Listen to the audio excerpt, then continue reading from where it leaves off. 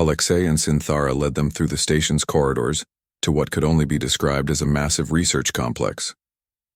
The central chamber was dominated by a holographic display that showed star charts spanning thousands of light years, with highlighted systems connected by flowing lines of data. "Behold the predecessor network," Synthara announced, gesturing toward the display. "Evidence of a civilization that spanned the galaxy long before either humans or Cathara achieved spaceflight." Marcus stared at the display, trying to comprehend its scope. The network encompassed hundreds of star systems with connection points that seemed to follow no pattern he could recognize. "Predecessors?" Zixandra asked. "I have never heard of such a civilization." "Because both our governments have classified all information about them," Alexei replied bitterly. "When the first evidence was discovered 15 years ago, the initial reaction was scientific excitement.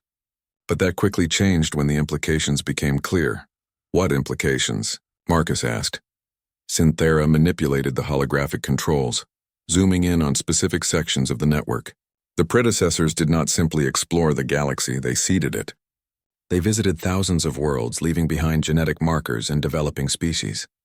They guided evolution, encouraged the development of intelligence, and prepared the way for eventual galactic civilization. "You're talking about directed evolution on a massive scale," Marcus said, his scientific training helping him grasp the enormity of what they were suggesting. "Precisely," Alexei confirmed, "and both humans and Cathara show clear evidence of predecessor intervention in their evolutionary history. The genetic markers that allow bonding between our species are artificial constructs, designed to facilitate cooperation between predecessor-modified races." The implications hit Marcus like a physical blow. Everything he thought he knew about human evolution, about the development of intelligence on Earth, had been influenced by an ancient alien civilization. "How many species carry these markers?" he asked. "At least 47 that we've identified so far," Synthara replied, "scattered across the galaxy, most of them unaware of their modified heritage. The bonding capability exists between all predecessor-modified species, but the governments have suppressed this information to maintain species separation." Zixandra's compound eyes reflected the shifting patterns of the holographic display. "This is why the Council ordered Alexei's exile.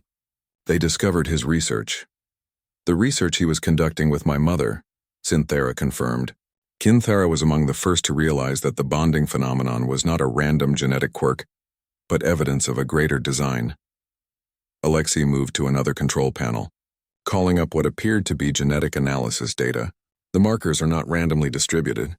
They follow specific patterns that correspond to the predecessor network nodes. Species with stronger markers are located at critical junction points." "Junction points for what?" Marcus asked. "We believe the predecessors were preparing the galaxy for some kind of unified civilization," Synthara replied. "A galactic community where different species could work together seamlessly, sharing knowledge and capabilities through bonded partnerships." Marcus felt the scent bond with Zixandra pulse with sudden intensity, as if responding to their proximity to such crucial information. He could sense her excitement, her wonder, and underlying it all, a growing determination. "If this is true," Zixandra said slowly, "then the current policy of species separation is not just misguided, it's actively working against our evolutionary purpose. Which is exactly why both governments want this information suppressed," Alexei said grimly. "The current political structures depend on maintaining clear boundaries between species. A galactic civilization based on bonded partnerships would fundamentally change the balance of power." Synthara manipulated the display again, showing a detailed analysis of human and Cathara genetic structures. "Your grandfather and I have spent 27 years documenting the bonding process and its effects. What we've learned would revolutionize our understanding of consciousness, telepathy, and species cooperation." "Telepathy?" Marcus asked. "Advanced bonded pairs can share thoughts and emotions across vast distances," Alexei explained. "They become more than the sum of their parts. Hybrid intelligence is capable of insights that neither species could achieve alone." As if to demonstrate, Marcus suddenly felt a flood of images and sensations that weren't his own. Through the bond, he was experiencing Zixandra's memories. Her childhood among the Cathara, her years of searching for answers, her first glimpse of his ship in the asteroid field. But more than that, He was feeling her emotions as if they were his own, understanding her perspective with startling clarity. Remarkable, Synthera observed, monitoring their vital signs on a nearby display. Your bond is already approaching intermediate-level integration. Most pairs require months of proximity to achieve such depth. Is it because of our connection to Alexei? Zixandra asked. Possibly, Synthera replied. There may be hereditary factors that facilitate bonding in bloodlines that have previously experienced it. This is one of many questions we have not yet been able to answer. Alexei turned away from the displays, his expression troubled. There's something else you need to know. Something that makes your presence here both a blessing and a terrible danger. What do you mean? Marcus asked. The predecessor sites are not just archaeological curiosities, Alexei said. Many of them are still active, waiting for the right genetic keys to unlock them. 3 months ago, we detected massive energy signatures from 12 different sites simultaneously. The network is awakening, Synthera added. After millions of years of dormancy, something has triggered a reactivation sequence. Marcus felt a chill of premonition. What kind of reactivation? Unknown, Alexei replied. But the energy patterns suggest preparation for some kind of massive event. We believe the predecessors left behind more than just genetic markers and ruins. They left technology that could reshape the galaxy, or destroy it, Synthara said quietly. The chamber fell silent as the implications sank in. Marcus realized that their personal quest for answers had brought them into contact with something far larger and more dangerous than they had imagined. The governments know about this? Zixandra asked. Some elements within both administrations are aware, Alexei confirmed. There are factions on both sides working to suppress bonding research because they fear it might accelerate whatever the predecessors set in motion. And other factions? Who believe that bonded pairs might be the key to controlling predecessor technology safely, Synthara replied. They see the reactivation as an opportunity to gain power rather than a potential catastrophe. Marcus looked at Zixandra, seeing his own thoughts reflected in her compound eyes. Through their bond, he could feel her determination, her readiness to face whatever challenges lay ahead. What do you need us to do? He asked. Alexei smiled, and for a moment Marcus could see the young man who had first fallen among the Kithara decades ago. There's a predecessor facility 3 days from here. It began transmitting signals last week, signals that seem to be specifically designed to attract bonded pairs. You think it's a trap? Zixandra asked. I think it's a test, Synthera replied. The question is whether our species are ready for what the predecessors intended, or whether we'll destroy ourselves trying to claim their legacy. Marcus felt the weight of decision settling on his shoulders. 3 days ago, he had been a simple freight runner with no greater ambition than making his next delivery on time. Now he was being asked to potentially shape the future of galactic civilization. But as he looked at Zixandra, felt the strength of their growing bond and saw the hope in his grandfather's eyes, Marcus realized there was really only one choice he could make. When do we leave? He asked. The journey through hyperspace took 3 days, during which Marcus discovered that life aboard a Kithara stealth ship was unlike anything he had imagined. The vessel seemed to anticipate their needs, adjusting temperature and humidity based on their biorhythms, and even modifying the food dispensers to provide nutritionally appropriate meals for both species. More significantly, the scent bond between him and Zixandra continued to strengthen. By the second day, Marcus could sense her emotional state as clearly as his own. When she felt tense about their destination, his muscles would unconsciously tighten in response. When he experienced moments of doubt about their mission, her mandibles would click in sympathetic agitation. It is happening faster than normal, Zixandra observed as they shared a meal in the ship's small common area. Most bonds take weeks or months to reach this level of integration. Is that good or bad? Marcus asked, taking a bite of something that tasted remarkably like chicken, but had a texture he couldn't identify. Different, she replied. My mother's journals mentioned that the bond with your grandfather developed with unusual speed as well. Perhaps humans who carry the compatible genetic markers form stronger initial connections. Marcus had been reading those journals. Zixandra had shared digital copies during the voyage. Her mother, Kinthara, had kept detailed records of her relationship with Alexei Chen, documenting everything from their first meeting to his eventual departure. The entries painted a picture of two beings from vastly different worlds finding common ground in unexpected ways. According to the journals, Marcus's grandfather had been more than just a curiosity to the Kythera. He had possessed an intuitive understanding of their technology and social structures that had impressed even the Nest Council. Within months of his recovery, he had been contributing to their research programs and participating in military planning sessions. He was trying to build bridges between our species, Marcus said, closing the journal interface. The research station we're heading to. It was his idea, wasn't it? Zixandra's breathing apparatus made the soft trilling sound that Marcus now recognized as approval. Alexei convinced a small group of progressive council members that cooperation between humans and Kythera could benefit both species. The station was established in secret, staffed by volunteers from both sides. What happened to it? Unknown, she replied. All records were classified after your grandfather's exile, but the station's location was hidden in the navigation data from your pod, encoded in a way that only someone familiar with Kythera number systems would recognize. As if responding to their conversation, the ship's navigation system chimed softly. They were approaching their destination. The system they emerged into was ancient and forgotten, dominated by a massive red giant star that cast everything in bloody light. Scattered throughout the system were the remnants of what had once been a thriving civilization, dead worlds, ruined space habitats, and the twisted wreckage of ships from a dozen different species. The Hegemony Wars, Zixandra explained, noting Marcus's expression. This system was a major battleground 3 centuries ago. After the war ended, it was declared a memorial zone and officially abandoned. Perfect place to hide a secret research station, Marcus observed. Their destination appeared on the sensors as they moved deeper into the system, a small asteroid that had been extensively modified with docking facilities and habitat modules. From a distance, it looked like just another piece of war debris. Only when they drew closer did Marcus realize the sophistication of the camouflage. Remarkable, Zixandra breathed. The station is still active. Life support shows green across all sections.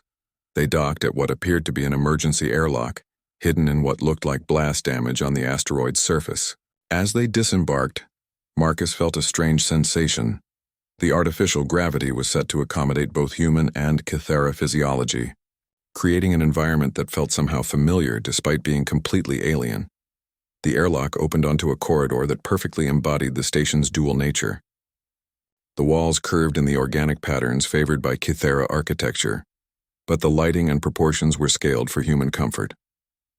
Control panels featured both species' writing systems, and even the air had a carefully balanced scent that seemed designed to put both humans and Kythera at ease. Someone's been maintaining this place, Marcus said, noting the lack of dust or debris. Before Zixandra could respond, a voice echoed through the corridor, aged but strong, speaking in accented Standard Galactic, was wondering when someone would finally find this place. They rounded a corner and found themselves face to face with a figure that made Marcus's breath catch in his throat. The man was clearly human, but he wore robes that were distinctly Kythera in design. His hair and beard were white with age, but his eyes were sharp and alert. And his scent? Grandfather, Marcus whispered, the word coming out before he could stop it. The old man's eyes widened, and he took a step closer. Impossible. The resemblance is, but you're far too young to be. He stopped, studying Marcus's face with growing wonder. Chen genetics. Your family. Marcus Chen, Marcus said, extending his hand. Your grandson. Alexei Chen stared at the offered hand for a long moment before clasping it firmly. The moment their skin touched, Marcus felt a jolt of recognition that had nothing to do with the scent bond. This was blood calling to blood, generations of genetic memory recognizing itself. My grandson, Alexei repeated, his voice thick with emotion. But how did you find this place? And why? His gaze shifted to Zixandra, and his expression changed to one of shocked recognition. Kythera? No, Alexei Chen, Zixandra replied softly. I am Zixandra, daughter of Kythera. Your daughter, in all ways that matter. Alexei's legs seemed to give out, and he sank into a nearby chair. For several minutes, he simply stared at them both, his mind clearly struggling to process their presence. Zixandra, he finally said, my little one. But you were so young when I left. How did you find me? How did you find this place? I have been searching for 20 cycles, she replied. The navigation data in Marcus's pod contained coordinates encoded in the mathematics you taught my mother. And you brought him here because the bond is possible, Zixandra said. The genetic compatibility you carry has been passed to your descendants. Marcus and I have begun to form a scent bond. Alexei's expression grew troubled. That's not possible. I thought my exile would end the genetic line's compatibility. The council was so certain that the traits wouldn't breed true in human genetics. The council was wrong about many things, a new voice said from behind them. They turned to see another figure approaching, this one definitely Kythera, but older than any Marcus had ever encountered. Her exoskeleton was marked with the ritual scarring of a high-ranking warrior, and her compound eyes held the wisdom of centuries. War leader Synthara, Alexei said, rising from his chair. I thought you had returned to the nest worlds.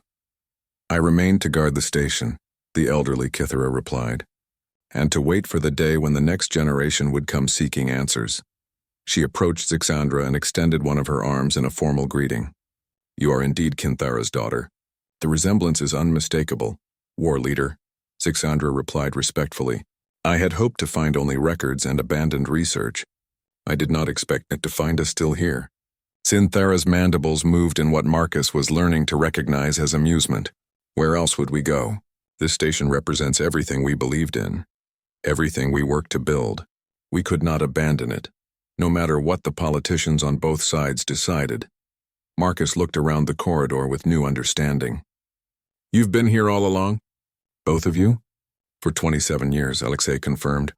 Continuing the research, maintaining the station, waiting for the day when the galaxy might be ready for what we've learned. And what have you learned? Marcus asked. Alexei and Synthara exchanged a look that spoke of decades of shared knowledge and purpose. That the bond between humans and Kythera is not an accident, Synthara said. It is evidence of a connection between our species that goes back much further than either of our civilizations suspected. How much further? Zixandra asked. Far enough to change everything we thought we knew about the galaxy, Alexei replied. Come, let us show you what we've discovered. Marcus slowly lowered his plasma cutter and reached out to touch Zixandra's extended palm. The moment their skin made contact, he felt a strange tingling sensation that seemed to travel up his arm and into his chest. Zixandra's compound eyes widened, and her breathing apparatus made a soft trilling sound he had never heard from a Kythera before. Remarkable, she whispered. The resonance is immediate. Alexei's genetic legacy runs strong in you. Before Marcus could ask what she meant, the sound of approaching footsteps echoed through the corridor. Zixandra's head snapped up, her entire posture shifting into combat readiness. The search teams, she said. We must move now. She led him quickly down a side corridor, moving with the fluid grace of someone intimately familiar with the station's layout. Marcus realized she must have studied the schematics extensively before orchestrating this encounter. Where are we going? He asked, struggling to keep up with her longer stride. To my ship, she replied. I have a stealth cutter docked in the station's lower bay. But first, we must retrieve something from your crashed pod. They descended through a series of maintenance shafts, the sounds of pursuit growing fainter behind them. The lower levels of the station were in even worse condition than Marcus had seen before. Entire sections were flooded with coolant from ruptured systems, and the artificial gravity fluctuated unpredictably. Zixandra navigated the obstacles with ease, her forearms allowing her to maintain balance while helping Marcus through the more treacherous passages. Each time she touched him, even briefly, Marcus felt that same strange, tingling sensation. It was becoming stronger, more noticeable. What is this feeling? He asked during a brief rest in an equipment storage bay. The beginning of a scent bond, she replied. Your grandfather described it as the recognition of genetic compatibility at a molecular level. Our species evolved to form such bonds as a survival mechanism. They allowed different family groups to identify potential allies and mates even in hostile environments, but we're different species entirely. Yes, and that should make bonding impossible, Zixandra agreed. Yet here we are. Your grandfather theorized that certain humans carry genetic markers that are compatible with Kythera biology, perhaps a result of parallel evolution. or ancient genetic mixing from species that no longer exist. They emerged into the station's lower docking bay, where Marcus's escape pod sat crumpled against a support strut. The small craft looked even more damaged than he remembered. It was a miracle he had survived the crash at all. "What do we need from the pod?" Marcus asked. "The navigation computer," Zixandra replied. "It contains your flight records, including data from your grandfather's old routes. I believe those records may lead us to answers about his time among my people." As they approached the pod, Marcus noticed something that made him pause. The damage patterns weren't consistent with a crash landing. Several sections showed the distinctive scoring marks of energy weapons.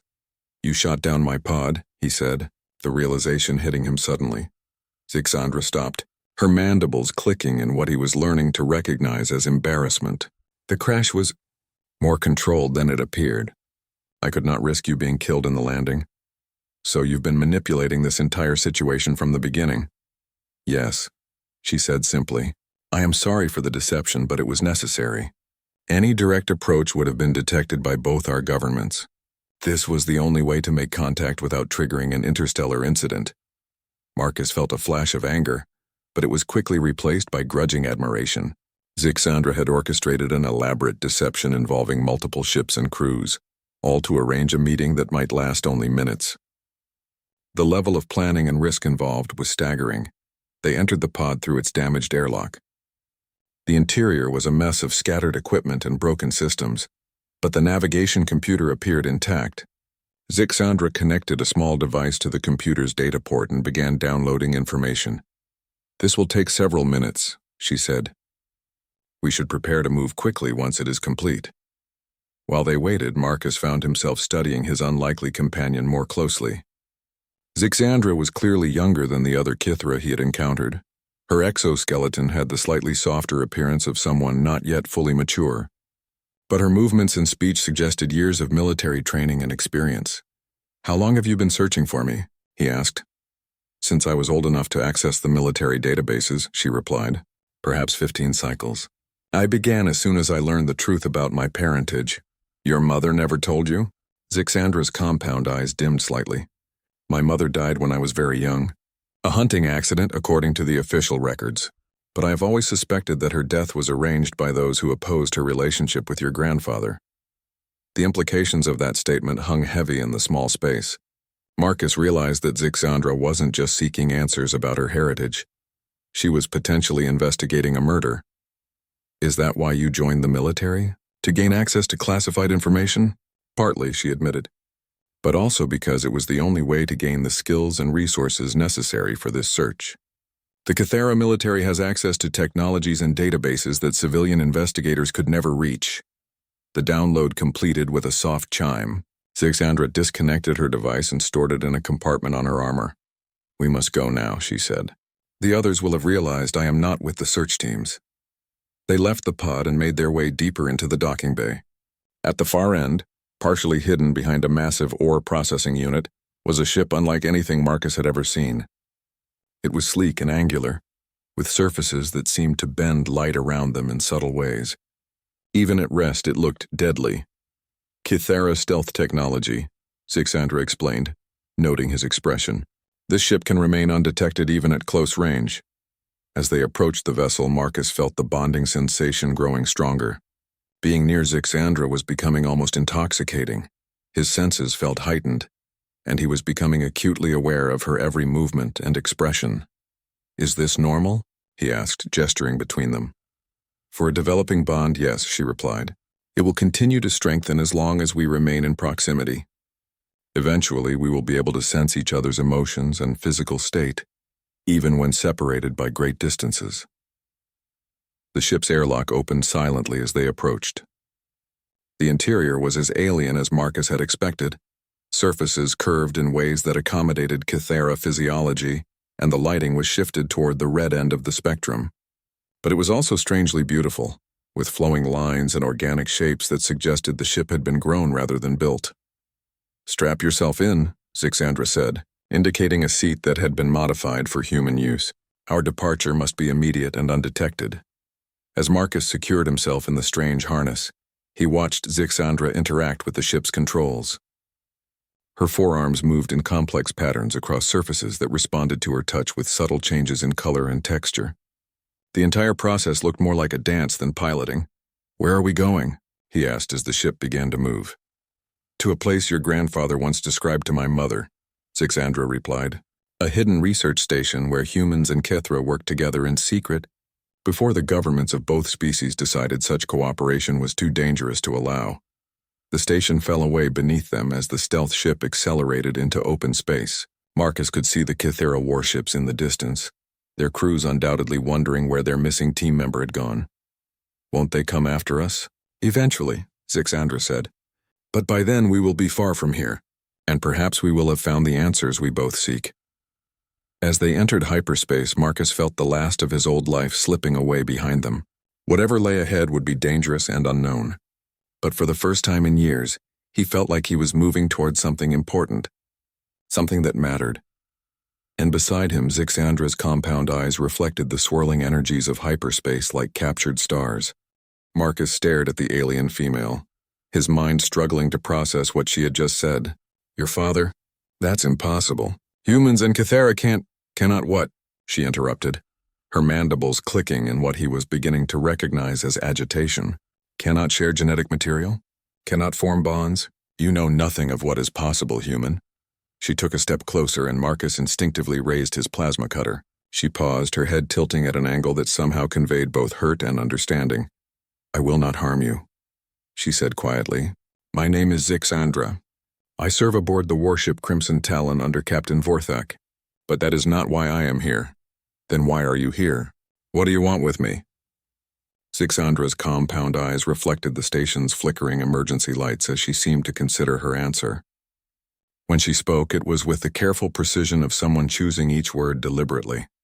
37 cycles ago, a human transport was attacked by raiders in the Outer Veil. The ship was destroyed, but one escape pod was recovered by a Kithera patrol vessel. Inside was a single human male, badly injured but alive. Marcus felt a chill that had nothing to do with the station's failing life support.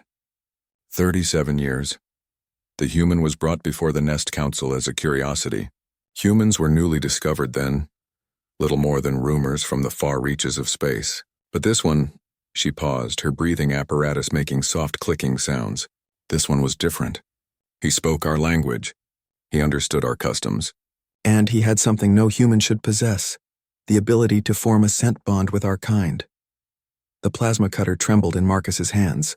Scent bonding was something he had read about in xenobiology texts, but only in theoretical terms.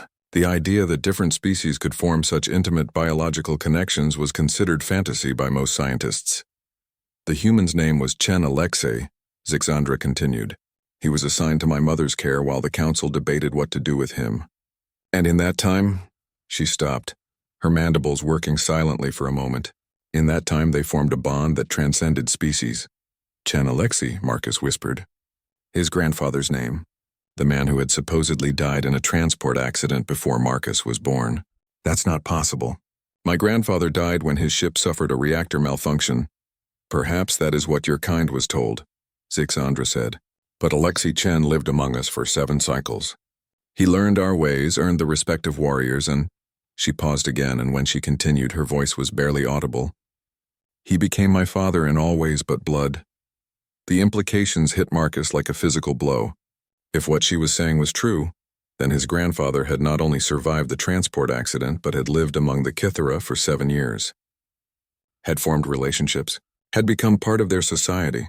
Why did he leave? Marcus asked, though part of him already knew the answer. "He did not leave by choice," Zixandra replied, her tone becoming harder. The council grew concerned about the precedent his presence might set. They feared that other humans might attempt to infiltrate our society, might seek to exploit the bonds that could form between our species. And there were those who saw his relationship with my mother as unnatural. Marcus could hear the pain in her voice. And something else. Anger that had been carefully controlled but never truly resolved. So they sent him away? "They gave him a choice," she said. "Leave voluntarily and return to human space, or be executed as a security risk. My mother begged him to fight, to challenge the council's decision. But he chose exile to protect her and to protect me. To protect you." Zixandra's head drooped slightly. I was still young then, barely past my first molting. The council would have used me as leverage against him or worse, declared me genetically contaminated and ordered my elimination. By leaving, he saved my life. Marcus felt his legs weaken and he leaned against the corridor wall for support. Everything he thought he knew about his family, about his grandfather's death, had been a lie. But it explained so much. His grandmother's refusal to talk about how her husband had died, the gaps in the family records, the way she would sometimes stare at old photographs with an expression he had never been able to interpret. "How do you know about me?" he asked. "How did you find me?" "I have been searching for any trace of Alexei Chen for 20 cycles, Zixandra said. "When the Galactic Registry was established, I gained access to human genealogical records. I found reference to his family, to descendants bearing his genetic markers. You are his grandson, Marcus Chen of Terra Colony 7. You've been watching me? From a distance. I could never approach directly. Contact between our species is strictly regulated and my interest in human affairs has already drawn suspicion from my superiors." She gestured around the abandoned station. "This attack was not random. When I learned that you would be traveling through this sector, I convinced Captain Vorthak that your cargo might contain valuable intelligence." Marcus stared at her, pieces of the puzzle clicking into place. "You arranged this. The attack on my ship chasing me here, it was all to make contact." "I needed to know," she said simply. "I needed to know if the bond could extend beyond the original pairing. If the genetic markers Alexei carried could be passed to his offspring. And can they?" Zixandra moved closer, close enough that Marcus could see his reflection in her compound eyes. She extended one of her primary arms toward him, claws retracted, palm facing up in what was clearly a peaceful gesture. "Your scent carries his essence," she said, faint but unmistakable. "The potential is there, but—" she hesitated. "Bonds are not automatically inherited. They must be chosen by both parties." Marcus looked at her extended hand, not quite human but somehow familiar despite its alien nature. Behind them, he could hear the distant sounds of the search teams getting closer. Soon they would be found, and whatever opportunity this moment represented would be lost. "What happens now?" he asked. "That depends on you," Zixandra replied. "I can help you escape the station, return you safely to human space, or—" She paused, her breathing apparatus making nervous clicking sounds. "You can choose to learn more about your grandfather's legacy, about the bond he formed with my people, about the possibilities that exist between our species." Marcus thought about his life as a freight runner, the endless routes between colonies, the solitude of space travel, the sense that he was drifting without purpose or connection. Then he looked at Zixandra, this alien warrior who had risked everything to find him, to explore a connection that transcended the boundaries between species. "If I choose to learn," he said slowly, "what would that mean?" "It would mean leaving everything you know behind," she said honestly. "It would mean trusting me completely, because the journey I am offering has no guaranteed destination. And it would mean accepting that you might discover things about yourself, about your heritage, that will change you forever." The sounds of pursuit were getting closer. Soon they would have to make a decision, fight or flee, trust or run. Marcus looked at the plasma cutter in his hands, then at Zixandra's extended palm. "My grandfather," he said. "Did he ever regret his choice to leave?" Zixandra's mandibles moved in what might have been a smile. "Every day," she said. "But he also said that some bonds are worth any sacrifice to protect." Marcus made his decision. Marcus waited another 10 minutes before moving from his hiding spot. The corridor remained empty, but he could hear the distant sounds of the Cathera search team systematically clearing the station.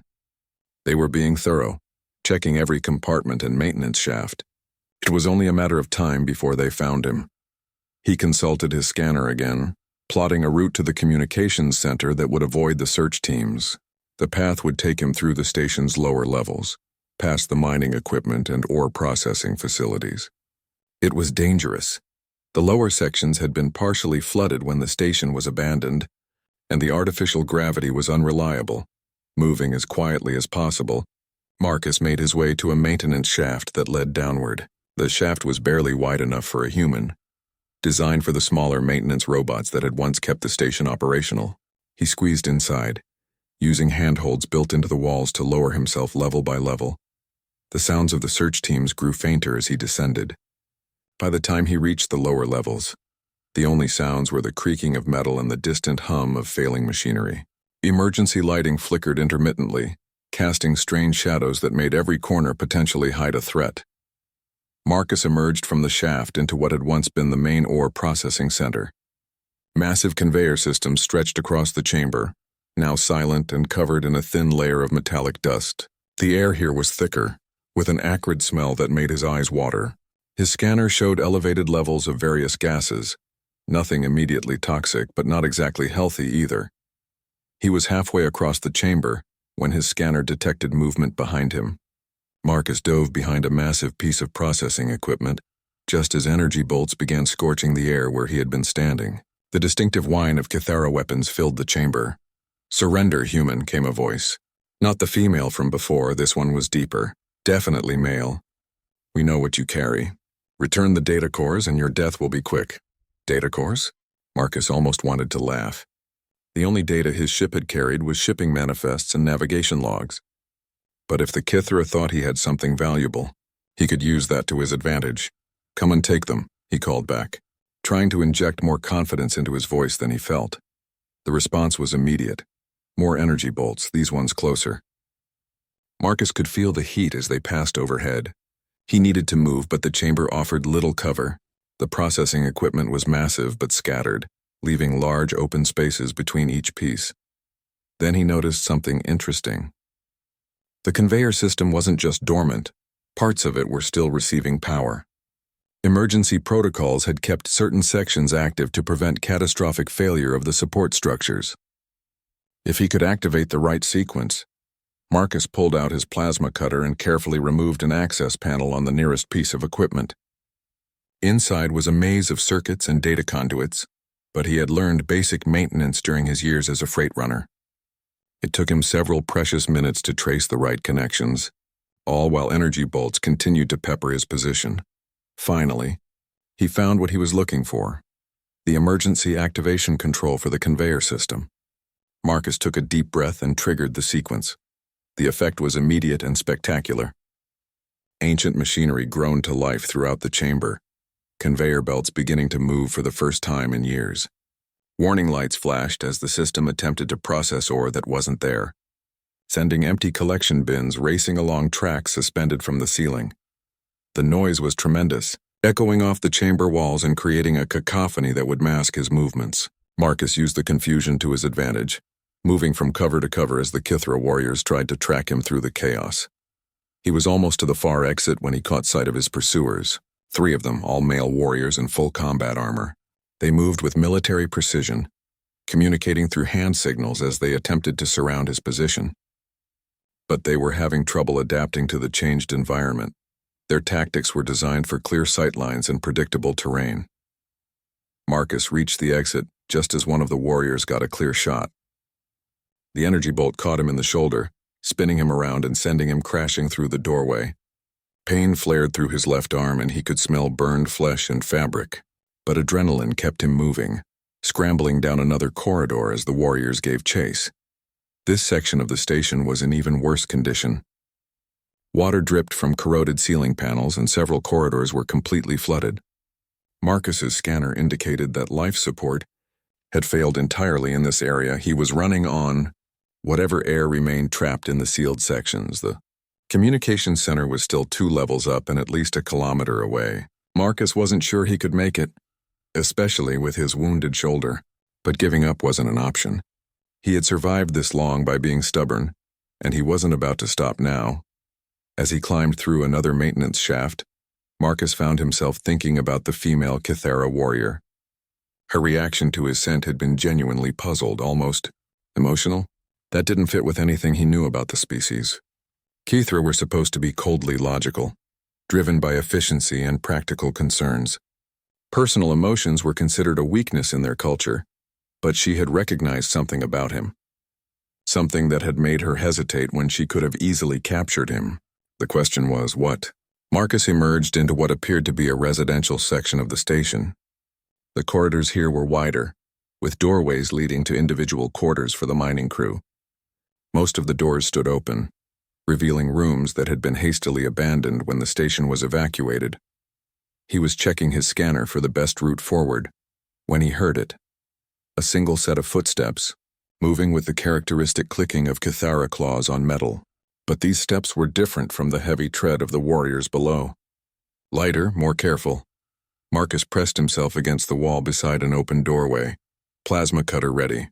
The footsteps grew closer, pausing occasionally as if the person was examining something. Then he heard her voice, speaking so quietly he almost missed it. "I know you are near, human. Your scent grows stronger." It was the female from before. She was alone, and she was tracking him by smell rather than using sensors. Marcus realized she must have separated from the search teams for reasons of her own. "Why do you hide from me?" she continued, still speaking softly. "Do you not remember?" Remember what?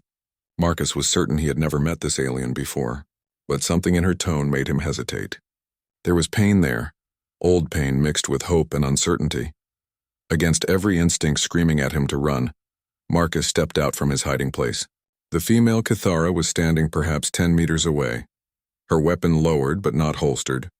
She was smaller than the male warriors, her exoskeleton more elegant than purely functional. And her compound eyes? Marcus had never seen eyes like that on a Kithara before. They seemed almost human in their expressiveness, reflecting emotions that shouldn't exist in an alien predator. "Do I know you?" he asked, keeping his own weapon ready but not aimed at her. She tilted her head, studying him with an intensity that made him uncomfortable. When she spoke, her voice carried a tremor that could have been excitement or fear. "Your scent," she said slowly. "It is like his. Exactly like his." "Whose?" For a long moment she didn't answer. Then so quietly he almost missed it, she whispered, "My father's." Marcus Chen pressed his back against the cold metal wall of the abandoned mining station, his heart hammering against his ribs. The emergency lights cast eerie red shadows across the corridor as he listened for any sign of movement. 3 days ago, he had been a simple cargo hauler making routine deliveries between Earth colonies. Now he was the sole survivor of what the Galactic Council would probably classify as another unfortunate piracy incident. The Kithara had struck without warning.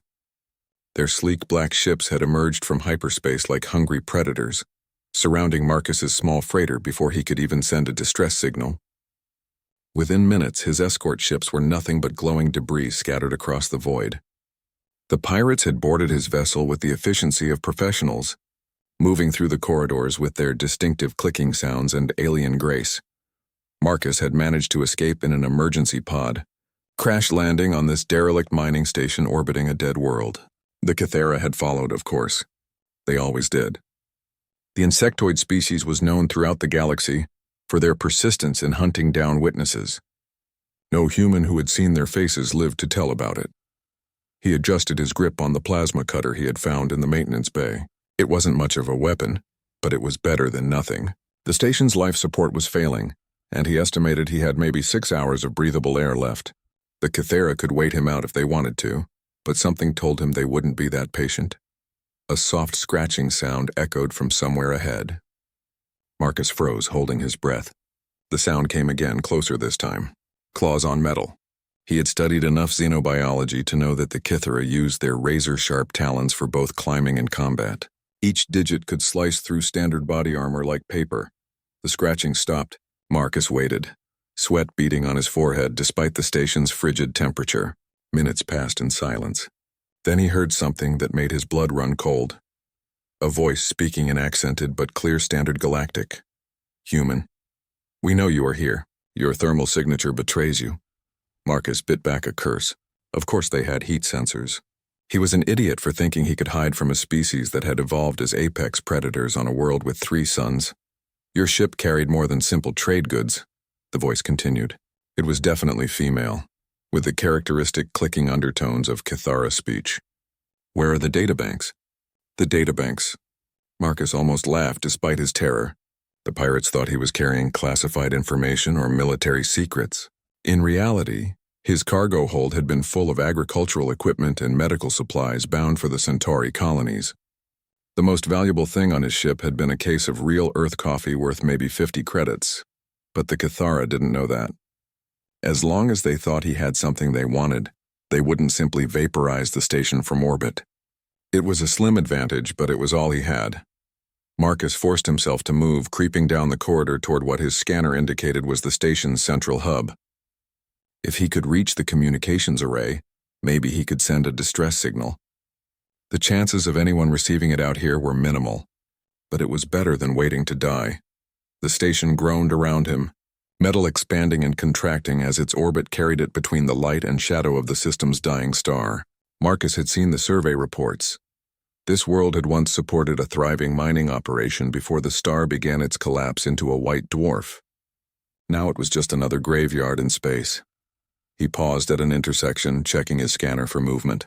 The device showed multiple contacts throughout the station, but they were moving in patterns that suggested a search grid. Professional and thorough. The Kythera weren't just pirates, they were military. A new possibility occurred to him. What if this wasn't about his cargo at all? What if the attack had been specifically targeting him? But that was impossible. Marcus was nobody special. Just another freight runner trying to make a living on the outer rim. He had no military connections, no access to classified information. The scratching sound came again, much closer now. Marcus ducked into a side passage, pressing himself into an alcove beside a massive power coupling. Through a gap in the machinery, he could see into the main corridor. The Kythera warrior that appeared was like nothing he had seen in the documentation videos, where the males of the species were bulky and heavily armored. This one moved with fluid grace. Her exoskeleton was a deep purple-black that seemed to absorb the station's dim lighting, and her forearms ended in hands that looked capable of both delicate manipulation and devastating violence. She paused directly in front of his hiding spot, her head tilting as she sampled the air. Marcus held his breath, knowing that Kythera had an exceptional sense of smell. Her compound eyes glittered like faceted gems as she scanned the corridor. Then she did something unexpected. Instead of continuing her search, she spoke quietly as if to herself. Impossible. The scent is familiar. Marcus frowned. Familiar? He had never encountered a Kythera before in his life. The species rarely interacted with humans except in commercial or military contexts, and those meetings were always formal and distant. The alien took a step closer to his hiding place. Marcus could see her mandibles moving slightly, a sign of agitation or confusion in Kythera body language. Her breathing apparatus made soft clicking sounds as she processed whatever she was smelling. "This cannot be," she whispered, still in Standard Galactic. After so many cycles, she reached out with one of her secondary arms, her claws extended. Marcus tensed, ready to run or fight, but she stopped just short of his hiding spot. Her head turned toward him, and for a moment he thought she was looking directly at him. But her compound eyes were focused on something beyond his hiding place. A sound echoed through the station, the distinctive whine of Kythera energy weapons charging. The female warrior's head snapped up, and she moved away from Marcus's hiding spot with sudden urgency. "Report," came another voice over what was obviously a comm system. "Section 7 clear," the female replied, but Marcus could hear something strange in her tone. Uncertainty? Confusion? As her footsteps faded, Marcus remained frozen in his alcove. Something had just happened that he didn't understand. The Kythera warrior had detected his scent, had seemed to recognize it somehow, but had chosen not to investigate further. It made no sense. Unless... Marcus's mind raced as he tried to remember everything he knew about his family history. His grandmother had been a colony administrator during the early expansion period. His grandfather had served in the Merchant Marine, but neither of them had ever mentioned contact with the Kythera, and besides, that had been decades before first contact was officially established. The mystery would have to wait.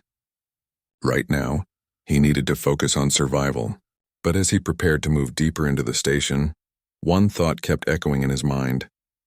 The alien had recognized his scent,